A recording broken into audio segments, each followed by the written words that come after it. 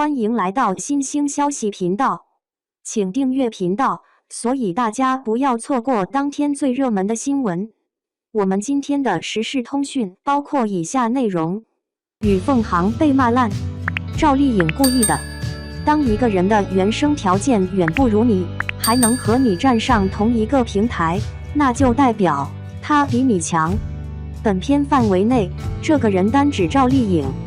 本月，他发生了2件大事，一是去香港参加亚洲电影大奖，领了个奖，奖项名字叫 AFA 新世代奖，可见香港对职场女性多友好。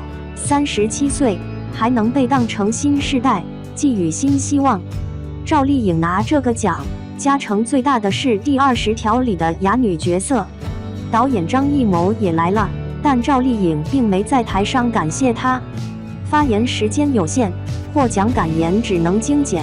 赵姐抓紧机会，表达最重要的，在座大咖们来认认我，多给我机会。原话是：这个荣誉是一份激励，激励我要好好拍戏、表演，有机会参演更多好电影。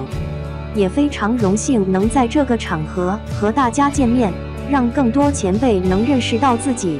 我很热爱电影，也很热爱戏剧，更热爱表演。我是演员赵丽颖，的确是新世代、新做派。以往女演员拿奖都哭天抹泪，谢天谢地谢一切，谦虚极了。少见赵姐这种台上一代谁都不爱的。我是我感言里的唯一主语，要机会是说感言的唯一目的。本月赵姐的第2件喜事与凤航开播，她是监制，也是女主。女主部分没什么好说的，从人设到表演都是仙侠剧该有的水平。配角大部分都原声，就她跟男主林更新用配音。赵丽颖能为了第20条学手语下生活，但不会为一部仙侠古偶开个口。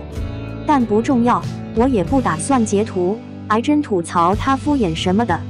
仙侠古偶本来就是饭圈特工剧，用不着演技，把粉丝哄开心了，让粉丝自备干粮冲锋陷阵，打头数据比练台词、写人物小传什么的有意义多了。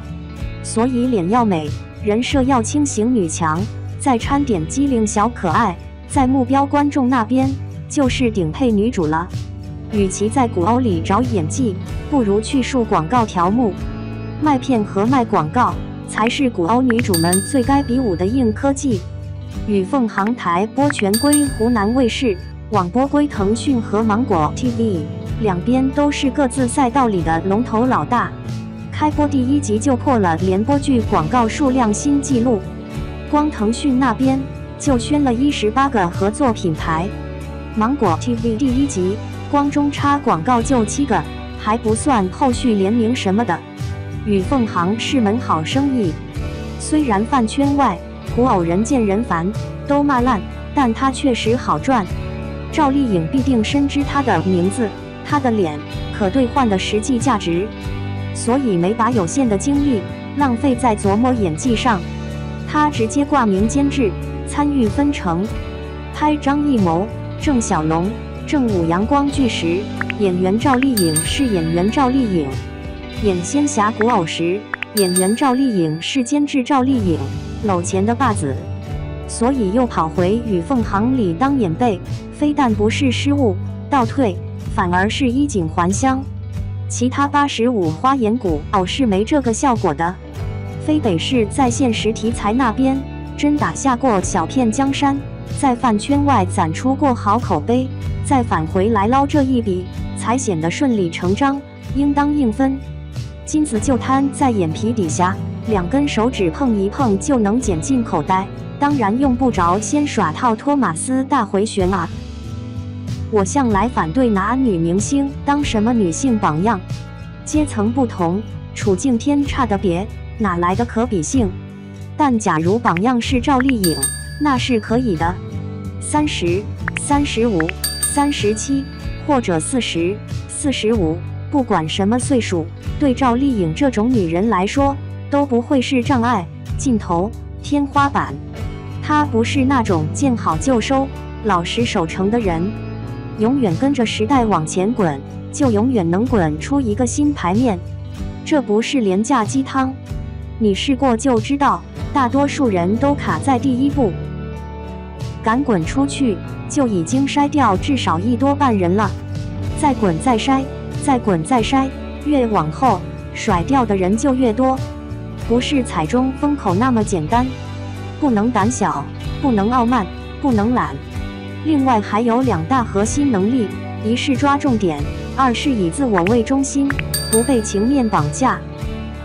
不管站在谁搭的平台，赵丽颖都留个心眼儿，做她个人的 IP。19岁时，已经在街边发过传单，在餐馆刷过盘子了。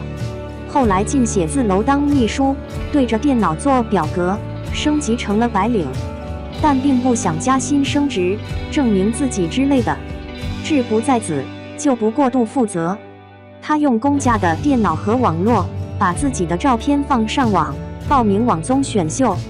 打游戏认识的网友们，像那种初代榜一大哥，为他热心打头，助力他入围决赛圈。改变命运的机会摆在眼前，不犹豫半点儿，不想退路，果断辞职，从廊坊上到北京录节目。台下坐着冯小刚、陈凯歌，台上站着他这个人脉、学历、才艺要啥啥没有的穷小孩。唱歌跑调，跳舞不跟脚，连普通话都说不利索，也没什么文化，没登过大台面。但你叫他站出来表演，他挺胸抬头，乐乐呵呵，大踏步往前走，不开声音，只看画面，会误以为多老道，多会唱似的，相当拿得出手。选上了冠军，节目遵照承诺，让评委冯小刚带他拍广告，演对手戏的是老戏骨范伟，照样不怯场，让干啥就大大方方干，不露半点局促、慌张出来。刚出名的时候，上访谈节目，主持人李静问他：“你这孩子是不是胆特大？”他回答：“因为什么都不懂，不会，就更不想让别人觉得我磨磨唧唧。能做成什么样不重要，关键是会摆出那种姿态，不就是现在网上常说的高配的感？”他演《新还珠》的时候，对手戏男演员自曝过一件事，也很能反映赵丽颖的性格。他们几个男的在化妆室里吃东西，赵丽颖进来换衣服，让他们出去，顺便关门。男演员逗他：“我们是从里面关门，还是从外面关门？”赵丽颖立刻怒目圆睁，大喊：“你想干嘛啊？”吓得那几个人面面相觑，恨不得抽自己嘴巴，再不敢跟他多开玩笑。等赵丽颖换完衣服走出来，已经没事人一样跟那几个男的搭话：“啊，你们刚才吃的是什么？”后来宣传时，是赵丽颖拱着男演员讲出这段，他在旁边笑着听完，想必并不放在心上，还笑呵呵点评：“他们都被我外表骗了，以为我文静，不敢说话。”不知道赵丽颖真实的心理活动，但从结果倒推，这前后后她都没被情绪牵着鼻子走。闹脾气是为了不受欺负，主动和解递台阶是为了继续合作。当下最需要解决什么，就摆出对应的情绪，但发动情绪的生理器官始终保持恒定状态。于正那么唯我独尊的人，都在背后夸过赵丽颖。我最欣赏她，因为她永远知道自己要什么。也许他们本质是一类人，是人只会慕强，你越不好惹，就越高看你。相反，洗脑女孩子那套传统，谦虚、谨慎、低眉顺目、逢人陪笑脸之类的，反而容易被遭见看低。赵丽颖跑龙套时，见到张国立、蒋雯丽这些大咖，也不急着自我介绍，向上破圈什么的。她知道自己肚子里没货，索性不说话，跟谁都保持距离，既避免露怯，也避免摆出讨好姿态。等见识和能力都累积到一定程度，就逮住机会，自我表达。第20条选角时，他跟张艺谋视频了一次，这是俩人第一次直接联络。赵姐第一句不是问候、崇拜、感激大导给机会什么的，她上来就质疑剧本里的安排。她问张艺谋，为什么剧本里女儿是聋哑人，而我演的妈妈反而不是？打了张大导演一个措手不及。宣传时说，后来又跟他聊了，什么都不记得了，脑子里都是他这第一句话。张艺谋不但对他印象深刻，后来还真按他说的改了剧本。赵丽颖的成功者特质还有很多，比如会因势利导，跟着风口跑，流量炒起来就勇闯时尚圈。为此还特地找到黄斌合作，黄晓明和大 baby 原来的经纪人帮他跟时尚圈搭线，结果闹了大事故，被嘲笑英语烂，怎么装扮人都土什么的。赵丽颖没出来一句，索性就坡下驴，不再跟85花卷一个赛道。